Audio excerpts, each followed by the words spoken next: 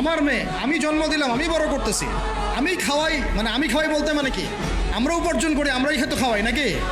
আমরা ওসিলা না রিজিকের, আমরা কামাই রোজগার করে নিয়ে আসি। আমি খাওয়াই বলতে বোঝাচ্ছি আমরা কামাই রোজগার করে নিয়ে আসি, আমাদের ভালোবাসা দিই, মহব্বত করি, তিলে তিলে আদর মহব্বত দিয়ে বড় করি। আমার মেয়ে কেমন করে বাইরে যায়? কেমন করে বাইরে যাবে? কোন সাহসে যাবে? আমি বাবা হয়ে বেঁচে থাকতেও কীভাবে যাইতে পারে? গেলে ওকে একদম খাওয়ার বন্ধ করে দিবেন। আমার ছেলে বালেগ হয়েছে, নামাজে যাবে না কেন? যাবে না কেন? যদি না যায় আমি ওর খাওয়া বন্ধ করে দিব। শাসন করতে হবে সবসময়, কিন্তু মিষ্টি কথা চিরা ভিজে না। আল্লাহ পাক কোরআনের মধ্যে হেদায়েত দিতে উৎসাহিত করেছেন, এখানেই আবার আইনগুলো নাজিল করেছেন।